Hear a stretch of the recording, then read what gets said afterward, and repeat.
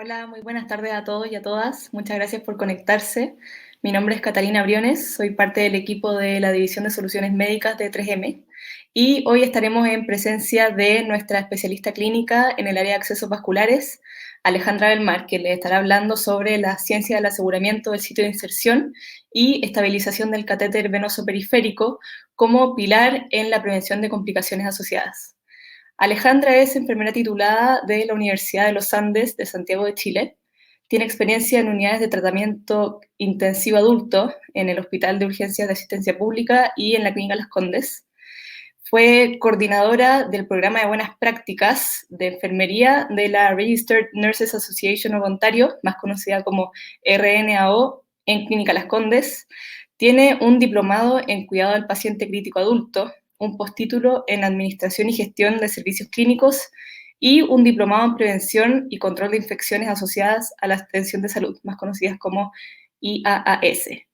Y actualmente es candidata a magíster en epidemiología y, como ya mencioné, se desempeña actualmente como especialista clínica en el área de accesos vasculares para 3M Conosur. Antes de darle la palabra a Alejandra, les comento que al final de la presentación vamos a tener una ronda de preguntas y respuestas, así que les recomiendo ir dejando sus preguntas durante la presentación. Si ven al lado izquierdo de sus pantallas, van a ver 4 botones, el de más abajo tiene un signo de interrogación. Si lo presionan, pueden ingresar su pregunta al lado derecho. Así que, sin más, los dejo con Alejandra del Mar.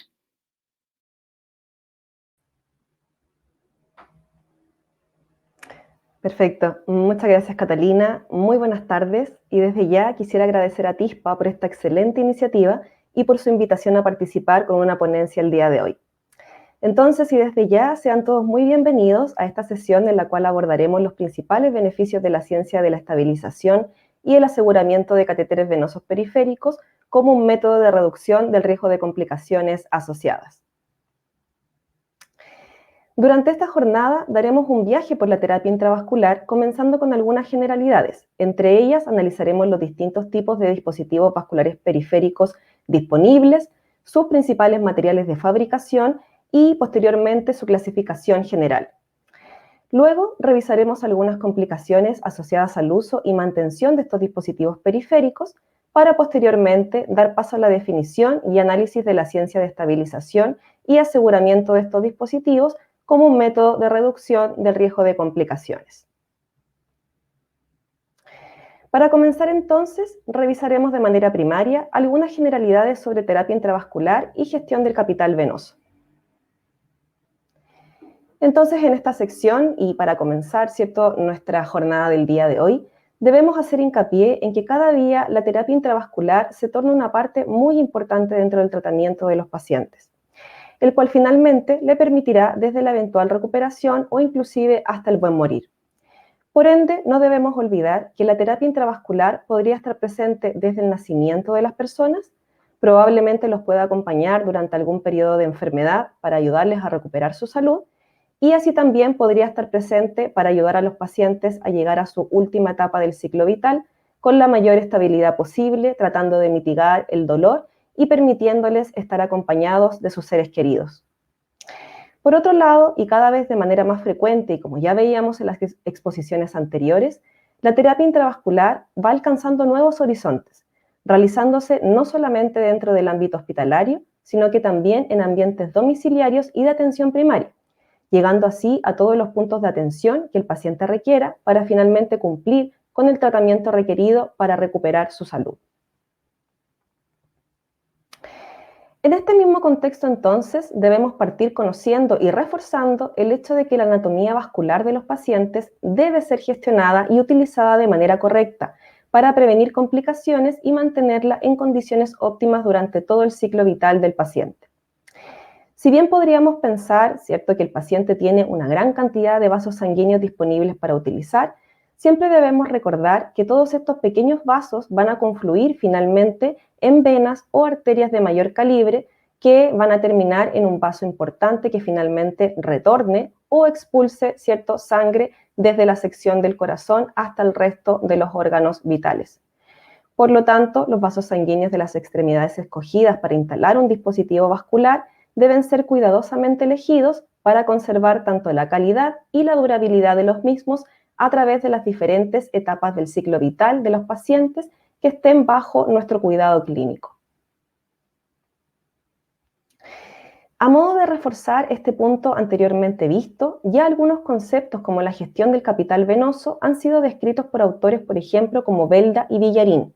quienes en su publicación de la revista de terapia intravenosa, que ya data del año 2009, viene a cambiarnos un poco este paradigma de solamente centrarnos en la técnica de instalación y mantención de estos dispositivos vasculares y nos invita a ir mucho más allá de esta únicamente técnica clínica.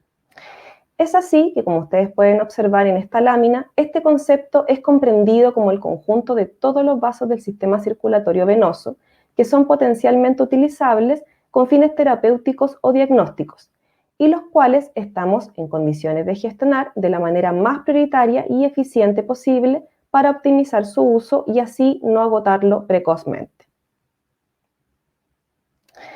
Por ende, algunas de las características de dicho capital venoso son las siguientes. Fíjense que en primer lugar, este no es ilimitado, su uso reiterado lo agota.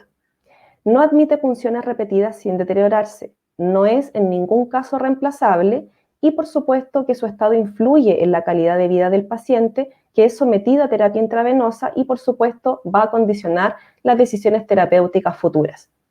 En este caso, entonces, si nosotros no somos cuidadosos con la elección de este acceso vascular de manera primaria, probablemente ese paciente que era candidato a un dispositivo de acceso vascular de entrada al hospital, ya en un futuro tenga que utilizar desde un comienzo dispositivos de acceso central, aumentando tanto los riesgos de infección como de otras complicaciones anexas. Por último, y no debemos olvidar, que este capital venoso es uno y para toda la vida y es individual por cada paciente. Por lo tanto, debemos hacer todas las acciones necesarias para gestionarlo y cuidarlo de la mejor manera posible. En el mismo orden entonces de cuidar y gestionar el capital venoso del paciente de la forma más eficiente posible, fíjense que publicaciones de orden bastante reciente, como la generada por Nancy Moreau, enfermera experta en terapia intravascular y quien ha dedicado su carrera a este tema, y que además pertenece a múltiples entidades científicas como por ejemplo y entre ellas la Sociedad de Enfermeras de Infusión o que conocemos por sus siglas en inglés como INS,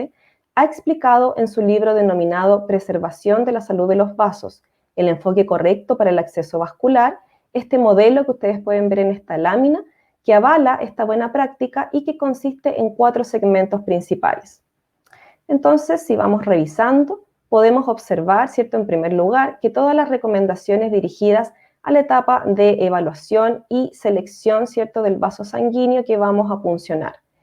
Fíjense que aquí debemos colocar énfasis en la evaluación anatómica de las venas del paciente, seleccionar el dispositivo según la duración de la terapia y elegir idealmente el calibre de catéter idóneo según las características de cada paciente.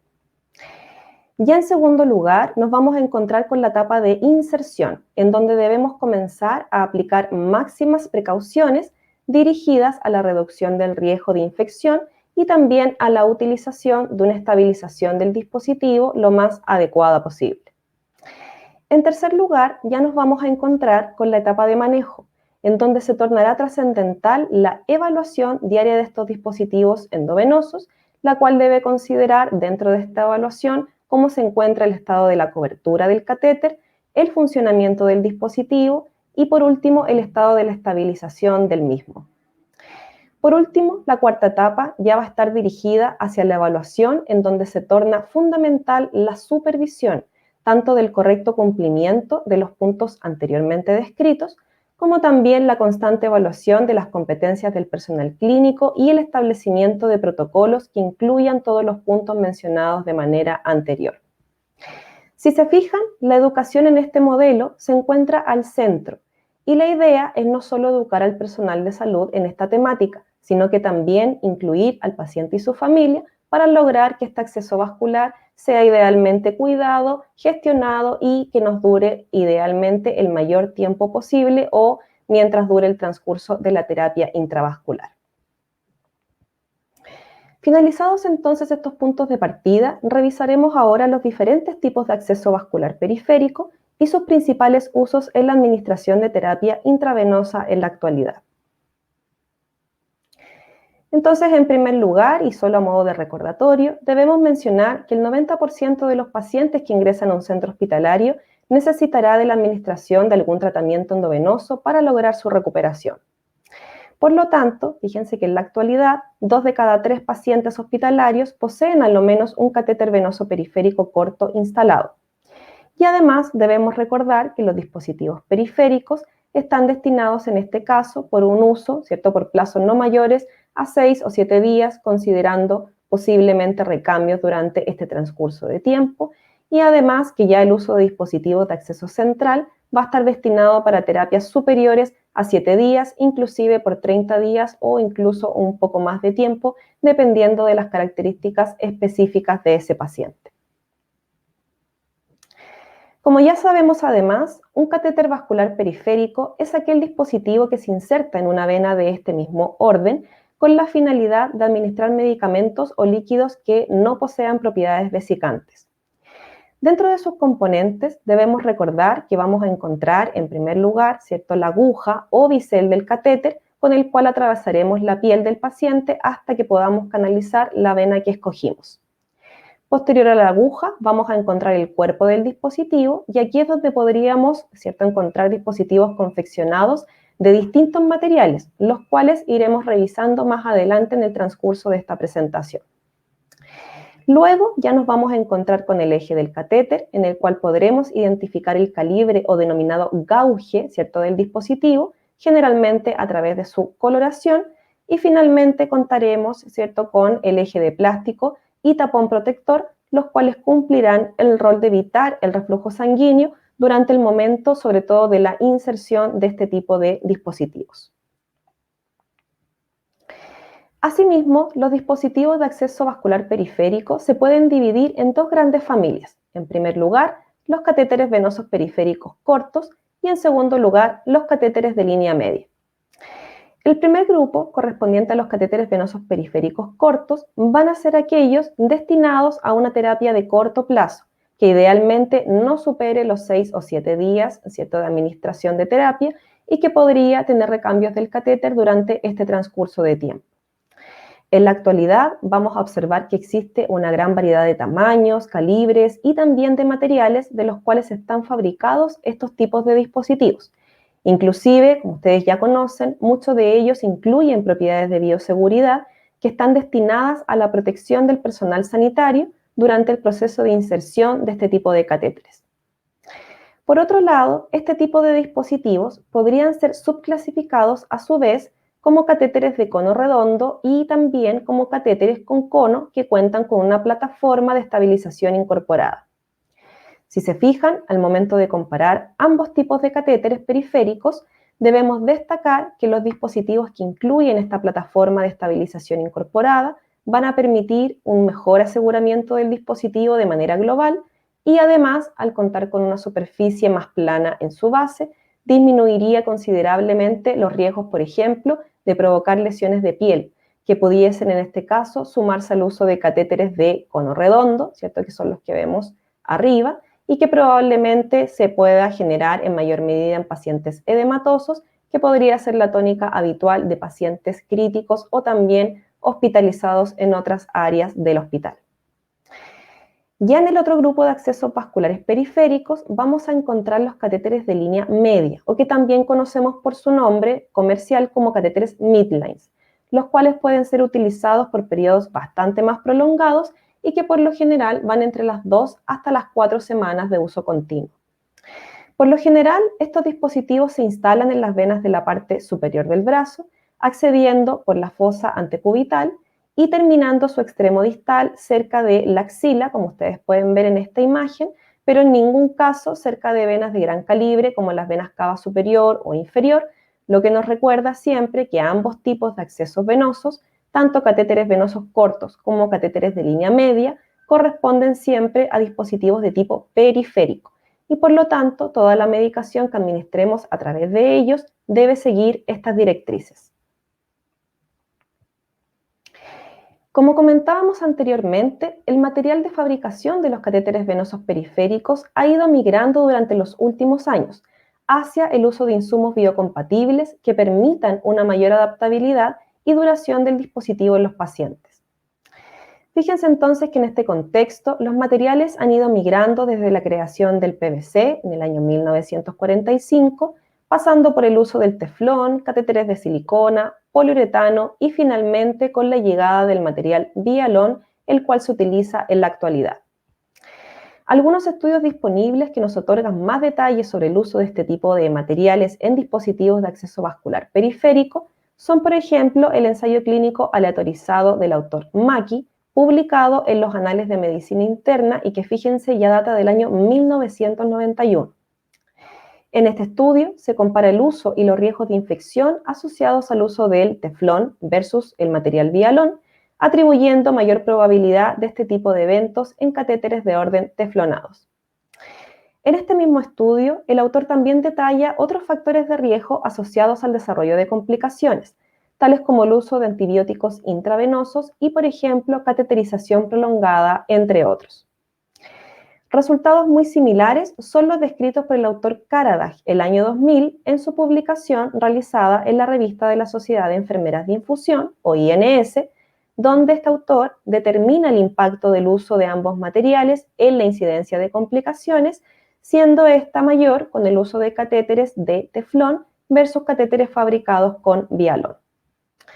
Además, en este estudio se reporta la opción de una canulación por un tiempo más prolongado con el uso de dispositivos de Vialón versus los dispositivos de teflón.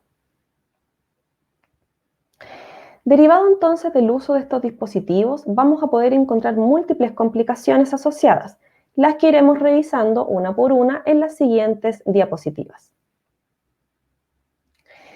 Como pueden observar en esta slide, las complicaciones asociadas a dispositivos vasculares periféricos pueden ser múltiples. Podremos encontrar entonces complicaciones asociadas al sitio de inserción, relacionadas desde la generación de quimosis por punción hasta incluso desplazamientos por una fijación deficiente, lo que a su vez podría provocar la salida de la punta del catéter desde el torrente sanguíneo derivándolo a otros tejidos y produciendo en este caso por consecuencia edema y dolor en el paciente. Además, también podremos vernos expuestos en este caso a riesgos de infección por vía intra y extraluminal, dados por un manejo inadecuado en este caso, como también con riesgos de generación de lesiones por presión asociados más que nada al tipo de dispositivo que estemos utilizando y a la fijación que proporcionemos como equipo clínico. Tan solo con observar este tipo de imagen ya nos vamos generando la idea de que finalmente la estabilización y el aseguramiento del sitio de inserción de cualquier dispositivo endovenoso va a ser trascendental para evitar esta amplia gama de complicaciones asociadas tanto a la instalación como al manejo de dispositivos vasculares periféricos en este caso. Una de las complicaciones más frecuentes asociadas al uso de dispositivos vasculares periféricos es la denominada flebitis. Según la definición otorgada por la Sociedad de Infusión de Enfermeras, que ya conocemos, ¿cierto?, como esta entidad norteamericana que desde el año 1973 nos entrega los principales estándares de práctica basados en evidencia para cuidar y mantener estos dispositivos venosos, esta complicación consiste en la inflamación de una vena, la cual podría estar acompañada de dolor, eritema, edema o incluso la formación de un cordón venoso palpable, produciendo así graves molestias en el paciente y, por supuesto, generando la necesidad de un recambio del dispositivo, incurriendo con esto no solo en costos físicos y emocionales para el paciente, sino que también en costos de orden económicos y de tiempo de enfermería para lograr una nueva reinstalación de este tipo de dispositivo. Dentro de los principales factores de riesgo entonces que INS cataloga como prioritarios para el desarrollo de este tipo de complicación, se encuentran aquellos pacientes que mantengan una infección en curso, pacientes con alguna inmunodeficiencia conocida, pacientes diabéticos, pacientes portadores de un catéter venoso periférico instalado en extremidades inferiores, y aquí por supuesto exceptuamos, ¿cierto?, el caso de pacientes pediátricos y neonatales. Y por último, también aquellos pacientes que poseen un mayor riesgo son aquellos con edades iguales o mayores a 60 años. Este último punto, dado principalmente porque sabemos que la calidad de piel y del torrente venoso que estos pacientes poseen generalmente es bastante más frágil, sobre todo la calidad de la piel, y las venas son bastante más tortuosas, ¿cierto? Lo que podría aumentar los riesgos de desarrollo de este tipo de complicaciones durante la instalación o durante el mantenimiento de un dispositivo vascular. Además, sabemos que la complicación denominada flebitis puede subclasificarse en flebitis de tipo mecánica, infecciosa y también química. En este sentido, la Sociedad de Enfermeras de Infusión ya nos ha guiado hacia el reconocimiento de cada uno de estos tipos de flebitis a través de las siguientes características. En primer lugar, la flebitis mecánica puede estar relacionada con la irritación de la pared de la vena,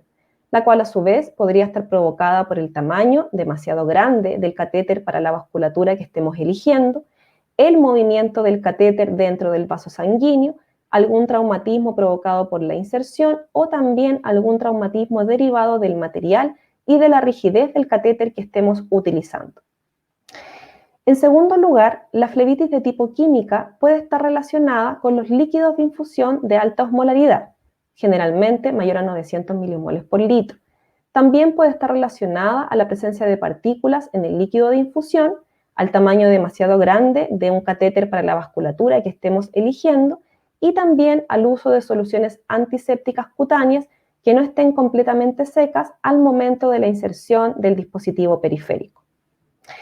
Por último, la flebitis bacteriana puede estar relacionada con las inserciones del dispositivo de acceso vascular en caso de emergencia vital del paciente y también puede verse relacionado con el uso de una técnica de asepsia deficiente durante el proceso de instalación del dispositivo periférico. Otra de las complicaciones comúnmente asociadas al uso y mantenimiento de catéteres venosos periféricos son las denominadas infiltración y extravasación. De acuerdo a las definiciones que nos ha entregado la Sociedad de Infusión de Enfermeras o INS, podemos comprender estos términos como la administración inadvertida de una solución o medicamento que se va fuera del torrente sanguíneo y que finalmente puede terminar en tejidos subyacentes, como por ejemplo tejido subcutáneo o inclusive tejido muscular. La gran diferencia entre una complicación y la otra es el tipo de solución o infusión que nosotros estemos administrando, donde en el caso de la extravasación, la solución que se va a ir fuera del torrente sanguíneo va a ser de tipo vesicante, y mientras que en el caso de la infiltración, la solución que se escape del torrente sanguíneo hacia otros tejidos va a ser de tipo irritante o no vesicante en este caso. En este orden, entonces, va a ser indispensable que podamos conocer a cabalidad las definiciones de los términos vesicantes e irritantes y sus probables consecuencias en el capital venoso de nuestros pacientes. Es así como podemos definir vesicante a un agente capaz de causar ampollas, desprendimiento de tejido o inclusive necrosis cuando se escapa de esta vía vascular que habíamos previsto y termina en algún tejido adyacente. Mientras que el término irritante ya va a estar destinado para aquellos agentes capaces de producir molestias, como por ejemplo ardor, escozor o incluso dolor, derivado, ¿cierto? Y como resultado de la irritación en la luz interna de la vena, con o sin signos externos inmediatos de inflamación. En resumen, los agentes vesicantes van a causar daño severo cuando este agente se escape de la vena y se vaya hacia otros tejidos subyacentes, mientras que los agentes irritantes podrían estar causando un daño inclusive cuando los estemos administrando dentro del torrente sanguíneo del paciente. Sin embargo, debemos siempre reconocer que el daño dentro de la vena puede conducir a una infiltración o a una extravasación de forma final, por lo que siempre vamos a tener que ser cuidadosos con la administración de medicamentos y soluciones en ambos aspectos. Otra de las complicaciones comúnmente asociadas a este tipo de catéteres es la denominada oclusión, la cual hoy podemos definir como la incapacidad de infundir o inyectar una solución en un catéter o como la incapacidad para aspirar sangre o inclusive ambas. Entre sus principales causas de ocurrencia vamos a encontrar la instalación del dispositivo periférico en zonas de pliegue, como por ejemplo el dorso de la mano, instalación de dispositivos en pacientes de sexo femenino, y esto la verdad ha sido atribuido por algunos autores más que nada por factores de tipo hormonal y por calidad de piel de los pacientes de sexo femenino versus pacientes de sexo masculino, y también este tipo de evento podría estar relacionada con la administración de cierto tipo de antibióticos que pudiesen, en este caso, ocasionar una mayor cantidad de material precipitado que en conjunto, ¿cierto?, con restos de fibrina y sangre pudiesen ocluir finalmente el extremo distal de este dispositivo periférico en este caso. Además, y otra de las complicaciones frecuentes y que además podría gatillar el desarrollo de otro tipo de complicaciones, como por ejemplo infiltración o flebitis, es el desplazamiento o pérdida del catéter, que podremos definir como la salida no intencional de este dispositivo fuera de la vena, que puede ocurrir en este caso debido a un aseguramiento inadecuado o deficiente del dispositivo. Entre sus principales causas se encuentran el movimiento de la extremidad en la cual mantengamos instalado el catéter, la manipulación que el paciente pueda provocar en este tipo de dispositivo y también el tipo de aseguramiento y estabilización que proporcionemos a este último. Por supuesto que el impacto de esta complicación se va a ver reflejado en una nueva cateterización, lo cual, como ya veíamos anteriormente, no solamente provocará costos físicos al paciente, sino que también costos de orden económico y de tiempo de enfermería para lograr esta reinstalación de manera exitosa. Por último, una de las complicaciones que se produce de forma frecuente en el manejo de los dispositivos de acceso vascular periférico tiene que ver con el daño de piel relacionado con los adhesivos de uso sanitario y que también conocemos por sus siglas en inglés como MARSI. En este caso, debemos tener en consideración que tanto los apósitos, telas o cualquier otro adhesivo de uso sanitario van a estar en contacto directo con nuestra primera capa de la piel y que conocemos con el nombre de epidermis, la cual nos protege y es una barrera física contra contaminantes externos y patógenos.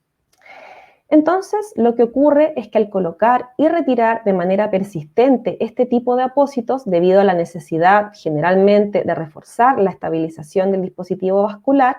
lo que estamos realizando es un daño cutáneo que perturba y destruye esta barrera química, estructural y microbiana normal de la piel, generando así un daño continuo que consecuentemente podría inclusive incrementar los riesgos de infección al dejar, como ustedes pueden ver, estos microporos abiertos muy cercanos al sitio de inserción del dispositivo vascular y que con el tiempo se transformarán en una puerta de entrada directa para microorganismos al torrente sanguíneo de forma final. Bien, entonces ya revisadas las principales complicaciones asociadas a dispositivos vasculares de orden periférico, veremos ahora la incidencia y principales impactos relacionados a este tipo de eventos a través de un análisis de los principales estudios disponibles respecto a este tema. Fíjense que en esta revisión de la literatura, publicada en la revista de la Sociedad de Infusión de Enfermeras en el año 2015 y que, como ustedes pueden ver, lleva como título Aceptado pero inaceptable, se detallan las principales complicaciones asociadas a catéteres venosos de orden periférico con cifras, la verdad, bastante más exactas que las proporcionadas por estudios anteriores a este. Dentro de las intenciones del autor fue dar un énfasis diferenciador a través de su título, ya que la idea era no normalizar los eventos adversos generados por dispositivos de acceso periférico, sino más bien todo lo contrario, y contribuir a la correcta identificación y tratamiento de este tipo de eventos.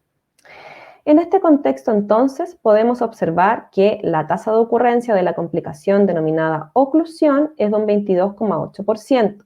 mientras que la infiltración se encuentra en un 22,2%, la flebitis en un 9%, el desplazamiento en un 7% y, por último, la infección del catéter venoso periférico posee una tasa de ocurrencia de aproximadamente un 0,2%.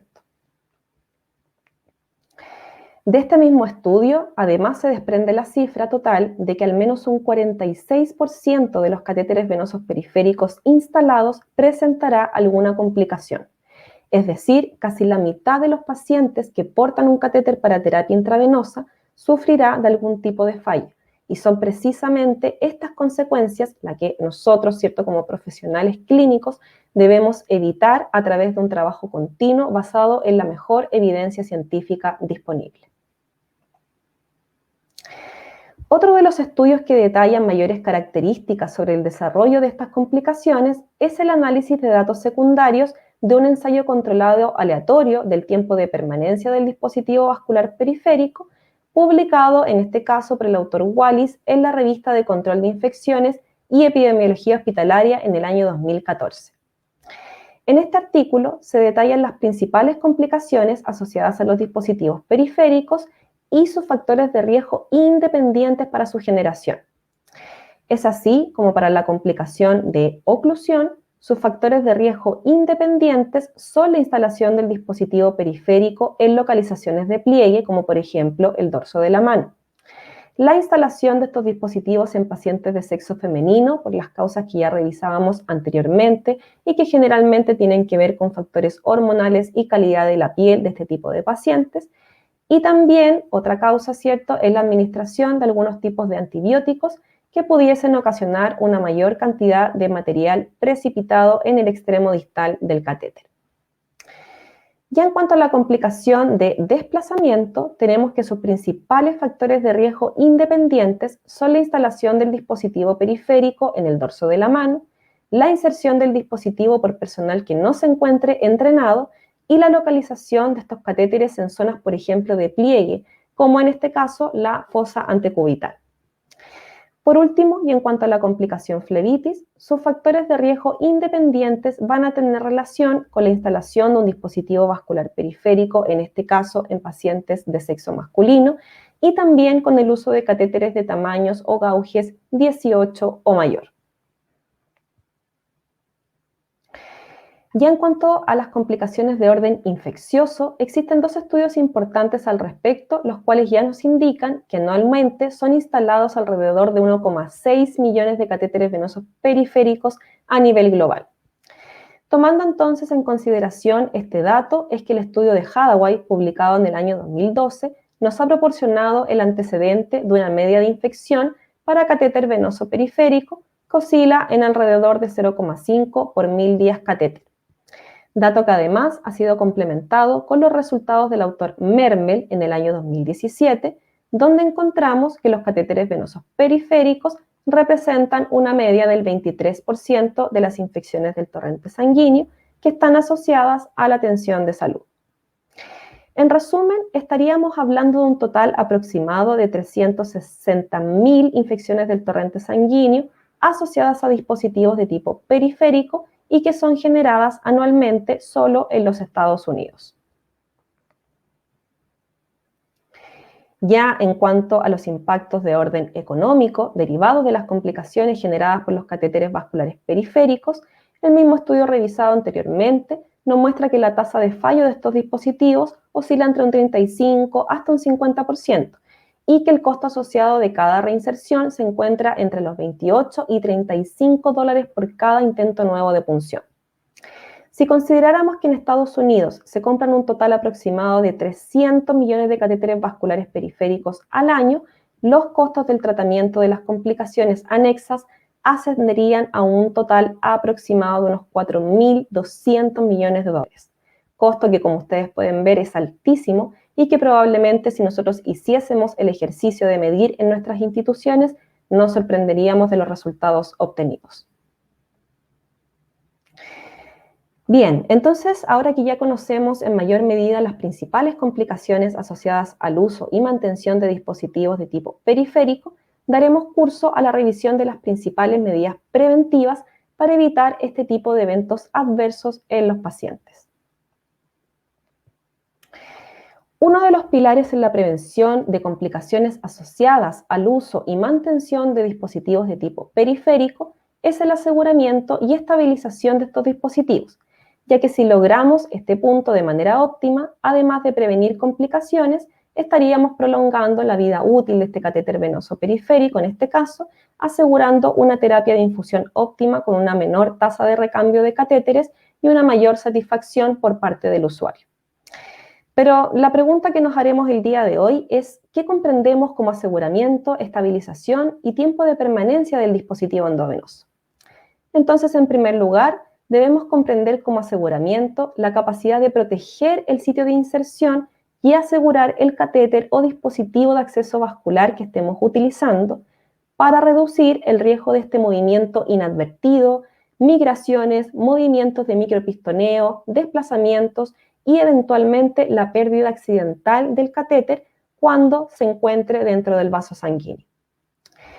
Mientras que vamos a comprender el concepto de estabilización como la técnica cuya finalidad es reducir el movimiento del catéter o de este dispositivo de acceso vascular, cualquiera sea, dentro del vaso sanguíneo, mediante el uso de algún tipo de dispositivo de estabilización, dentro de los cuales podríamos encontrar desde una cinta adhesiva o, ¿cierto?, un dispositivo adhesivo de estabilización o un dispositivo de estabilización de ingeniería, o también apósitos transparentes estéril con bordes reforzados y tiras de sujeción. Por último, y lógicamente, ¿cierto?, el tiempo de permanencia va a corresponder al tiempo en el cual el dispositivo se mantiene dentro del vaso sanguíneo del paciente, otorgando de esta forma una terapia de infusión efectiva. Entonces, la capacidad de un apósito para asegurar y estabilizar un catéter es una situación que nosotros sabemos es bastante dinámica y puede ser muy difícil de llevar en el día a día.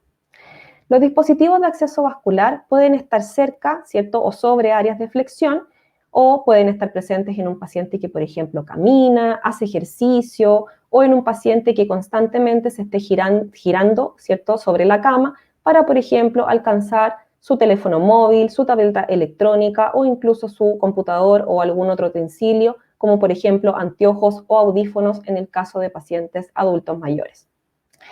Es por ello entonces que para estudiar el tema del levantamiento, ¿cierto?, de los bordes y los movimientos de los pacientes, los científicos que desarrollan este tipo de tecnología solicitaron la ayuda de la base de datos KESER,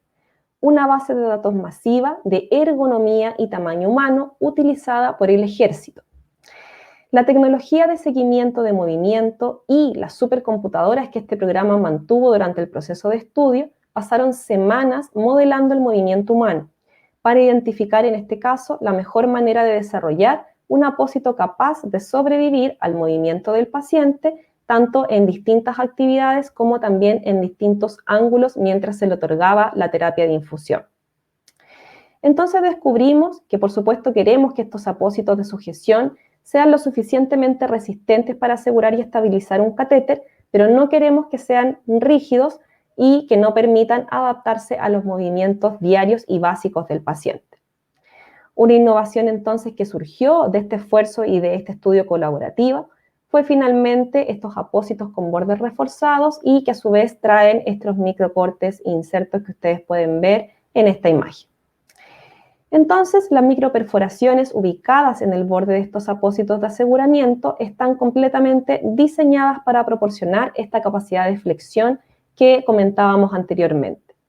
Finalmente, la tecnología del diseño de ingeniería de estas nuevas tecnologías es que cuanto más tiempo podamos mantener los bordes intactos en la piel, más durará el apósito sobre el paciente y, por supuesto, más cómodo será para su uso.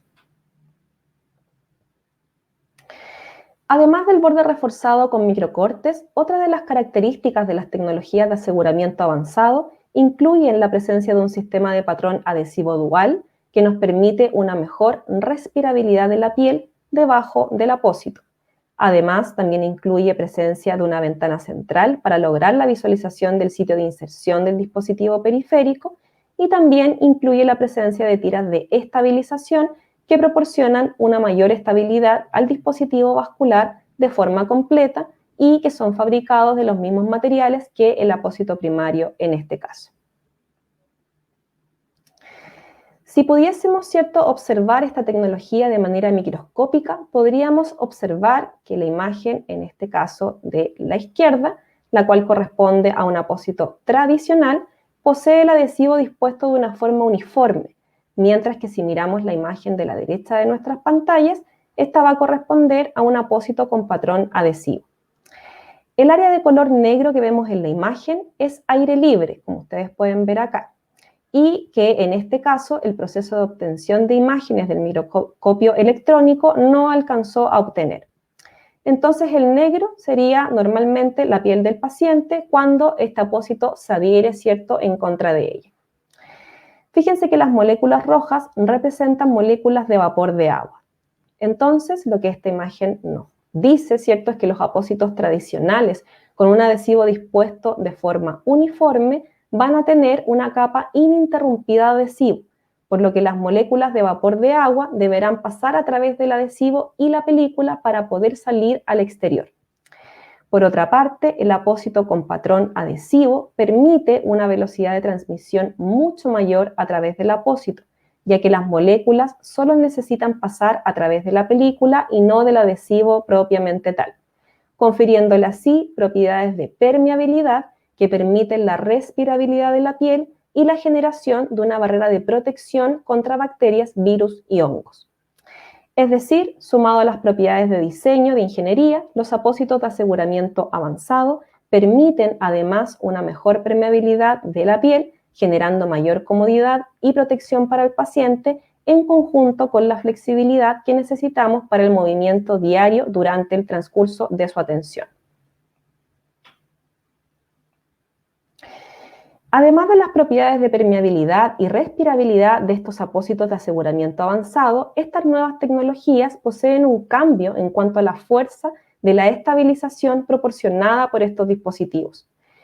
Entonces, en este contexto, los apósitos de aseguramiento avanzado han sido sometidos a test de fuerza de tracción, los cuales han sido diseñados para demostrar que existe una diferencia significativa entre los apósitos nuevos, ¿cierto?, y los apósitos ya existentes, además de compararlo con la mejor técnica de estabilización que podríamos realizar, por ejemplo, con una cinta adhesiva.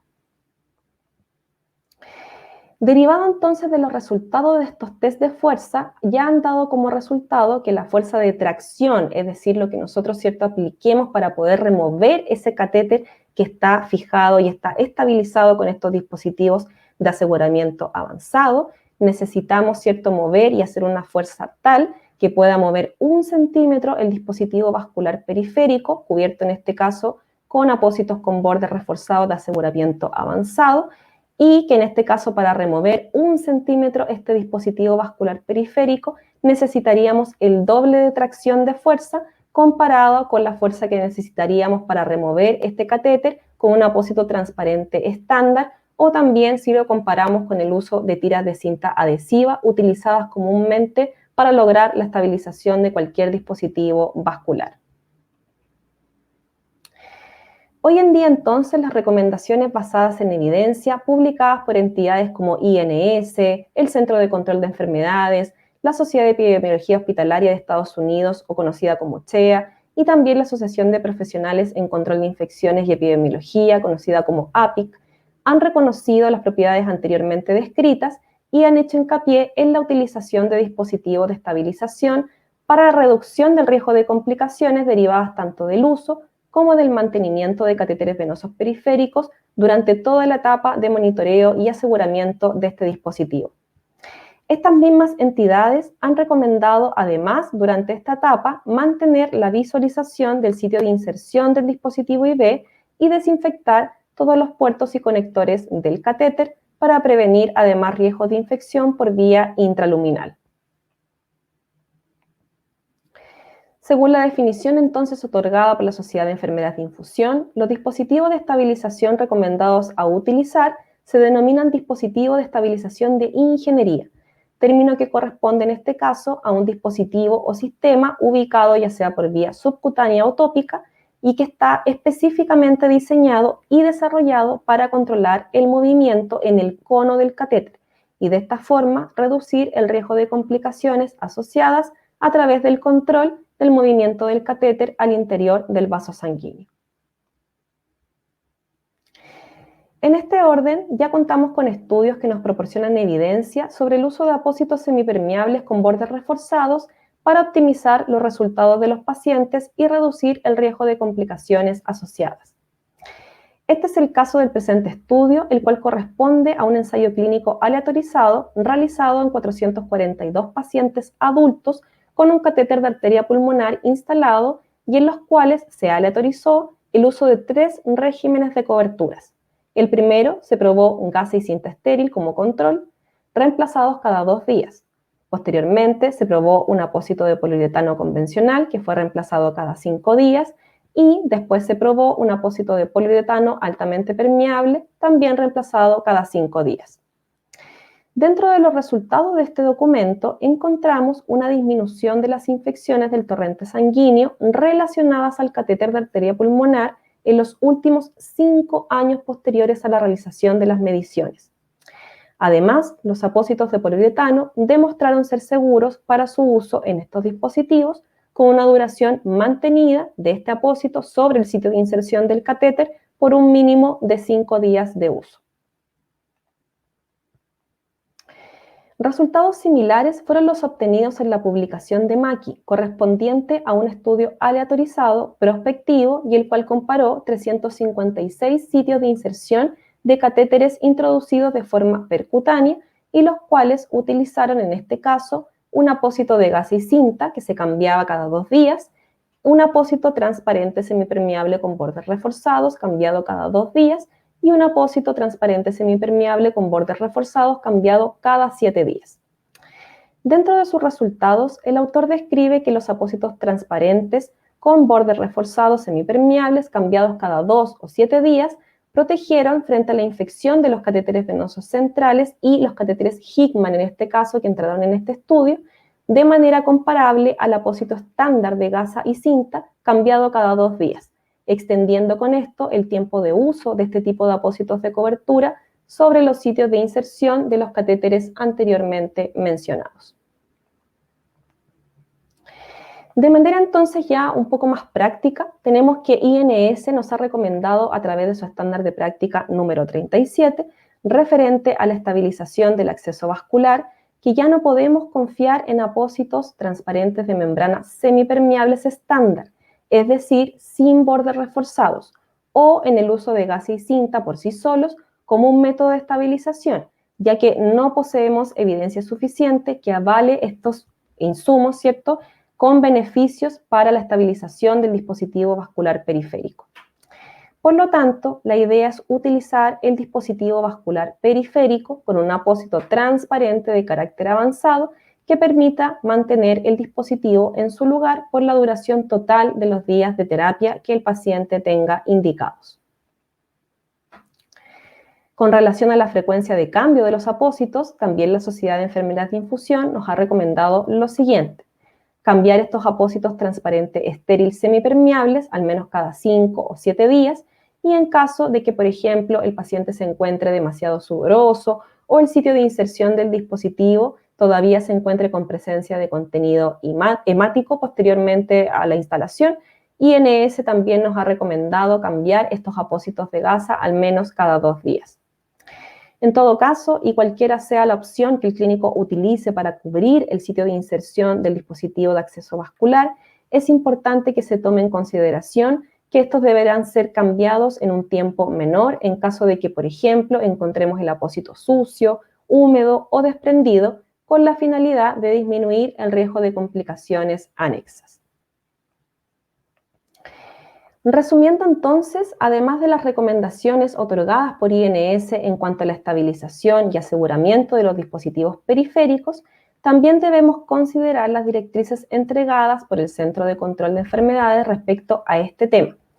en donde los apósitos transparentes de poliuretano son una alternativa confiable en el aseguramiento de los catéteres endovenosos, permiten la inspección visual del sitio de inserción del dispositivo, además permiten que el paciente pueda tomar, ¿cierto?, o pueda ducharse sin saturar el apósito y requieren de una frecuencia menor de cambio que los apósitos estándares de gasa y cinta.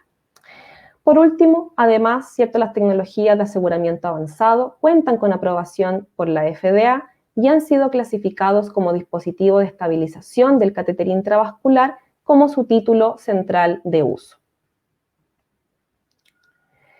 Entonces, a modo de conclusiones, en el transcurso de esta presentación, pudimos observar que los estudios destinados a evaluar las complicaciones asociadas al uso y mantención de dispositivos periféricos, en este caso, nos han descrito tasas de fallo que oscilan alrededor del 46%, llevando casi a la mitad de los pacientes en los cuales mantenemos un catéter de este tipo a sufrir algún evento, ¿cierto? Y de forma, la verdad, bastante rutinaria. Por otro lado, comprendimos que la ciencia de estabilización y aseguramiento de los dispositivos vasculares periféricos ya ha sido debidamente probada y llevada además a prueba en condiciones de laboratorio y bastante más extremas, con resultados exitosos. Por último, los resultados de los principales estudios realizados respecto a este tema también han concluido una disminución del riesgo de complicaciones, entre ellos infecciones, flebitis, desplazamientos y algunos otros, con la utilización de apósitos de aseguramiento avanzado, y por ende su uso sí está recomendado y debe ser aplicado idealmente en los protocolos de cada institución. Para finalizar, quisiera agradecer profundamente a TISPA por su compromiso con la mejora continua en la seguridad y calidad de la terapia de infusión en los pacientes y, por supuesto, por la invitación realizada a 3M para participar de este importante evento. Para cerrar la presentación del día de hoy, los dejaremos con un video resumen de los conceptos revisados durante esta sesión. Desde ya, muchísimas gracias por su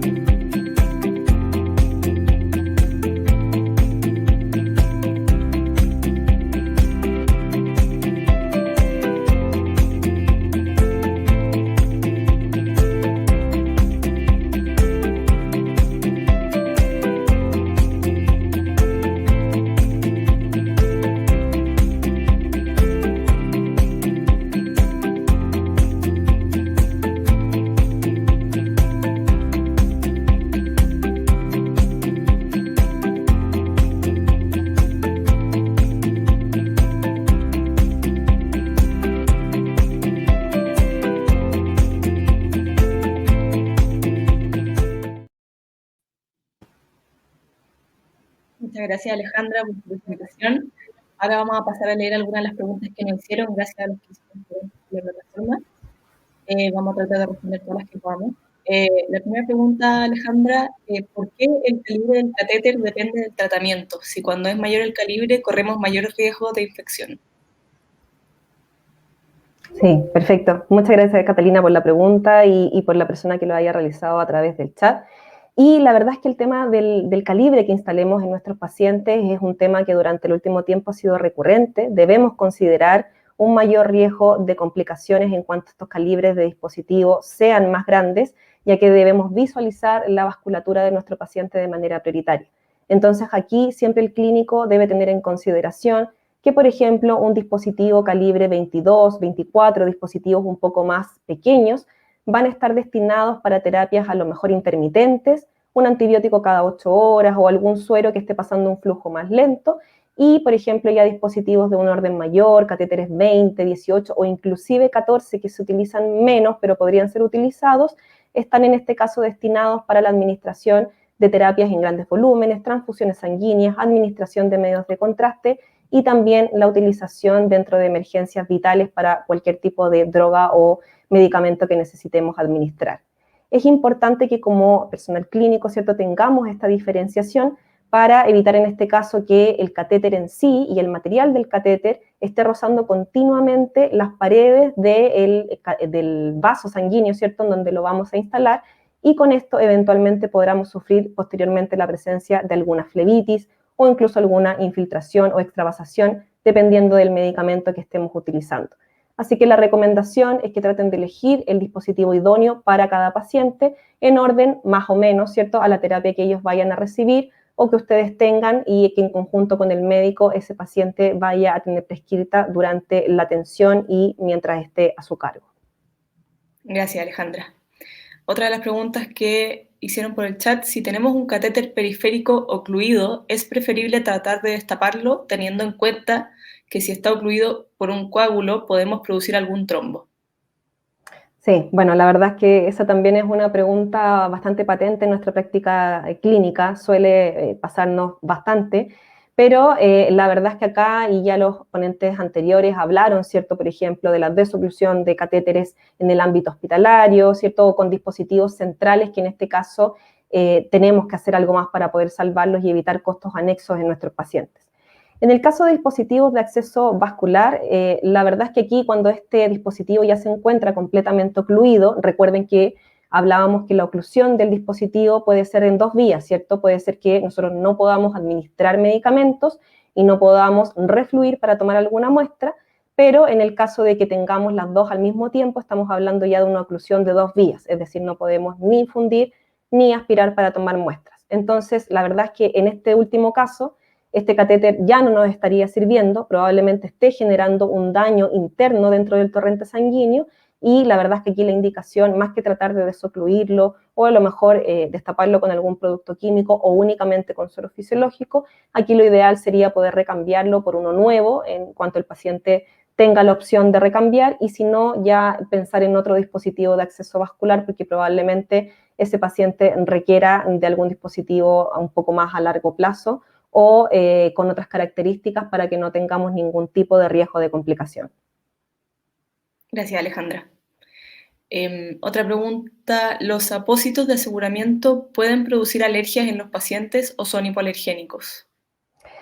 No, la verdad es que estos productos son completamente hipoalergénicos, están probados, y probablemente ustedes, en pacientes que ya tengan una más larga data o que lo hayan utilizado por bastante tiempo, podrían observar algún tipo de lesión de piel, pero que no debemos confundir con lesiones de tipo MARSI, y eso es bastante importante. Entonces, por eso también dentro de la presentación hacíamos la salvedad de que estas tecnologías, ¿cierto?, de aseguramiento avanzado están destinadas y aprobadas por INS y CDC para ser utilizadas entre 5 a 7 días de manera completamente segura, y no deberíamos estar recambiando previo a este periodo de tiempo para evitar, ¿cierto?, este desgaste de la primera capa de la piel y finalmente producir algún tipo de lesión cutánea, como conversábamos anteriormente, de tipo MARSI, que muchas veces puede confundirse con alguna reacción alérgica. Aquí hay que tener bastante claro que si el paciente no es alérgico a los componentes del apósito, en este caso prioritariamente al componente denominado acrilato, la verdad es que es bastante difícil que genere una alergia, y más bien va a corresponder a este tipo de lesión cutánea que conversábamos recientemente, denominada MARSI. Perfecto, Alejandra, muchas gracias. Dado que no tenemos más tiempo, para los que hicieron preguntas y no alcanzamos a contestar, los invitamos a dirigirse a nuestro stand. Ahí tenemos un número de WhatsApp para que puedan seguir haciéndonos preguntas, y les damos las gracias por la participación y, sobre todo en nombre de 3M, gracias a TISPA por darnos la oportunidad de participar en este tremendo congreso. Así que muchas gracias a todos. Muchas gracias.